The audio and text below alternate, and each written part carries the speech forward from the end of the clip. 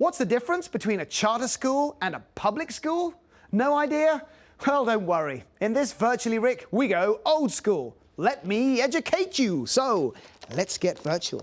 And there are several types of school. In this case, we're looking at three of them: public, charter, and private schools. All three combined make for over 130,000 schools across America. Let's start over here with private school, so called because it's run by private organizations or individuals. It's funded privately. Students pay for tuition, so no public tax dollars.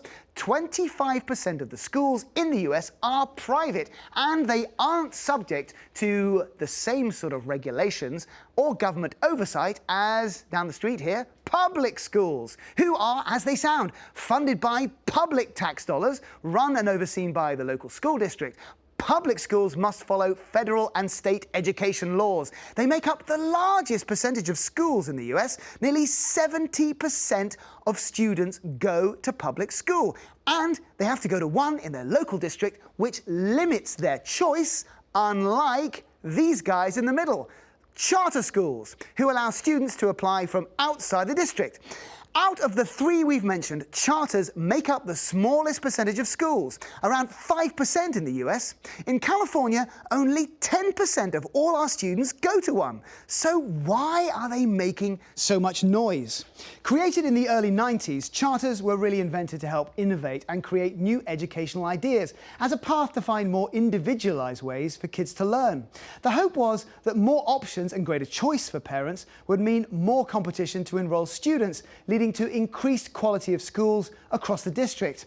They weren't really intended to replace public schools, just help improve them. So how do they work? Charter schools are allowed to bypass public school laws and regulations so they can try new styles of teaching or be able to hire and fire teachers more quickly in a contract otherwise known as the charter.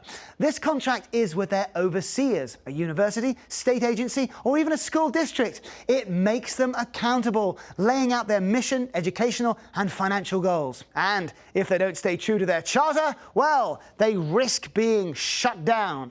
Charter schools receive their funding from the local school district and the state, unlocked by the number of students that enroll. Public schools have to compete for the same pot of funds from the district, which puts enormous pressure on survival for both types of school.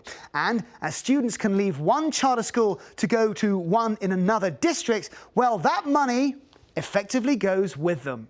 Also, a vast majority of charter schools are not unionized, which creates concern amongst teachers who are fighting to increase pay and conditions. However, a bill that could effectively mean local districts will have the power to approve or deny new Californian charter schools in their area is in the offing. So only time will tell if the charter school will survive this new challenge. Either way, the loser might be the kids themselves, because not everyone learns the same way. And if there's less choice, will that necessarily mean better learning quality or availability to lower income families? And why is this all so vital? Well, perhaps President Roosevelt put it best. The real safeguard of democracy, therefore, is education. Oh, really? Only that? No pressure then.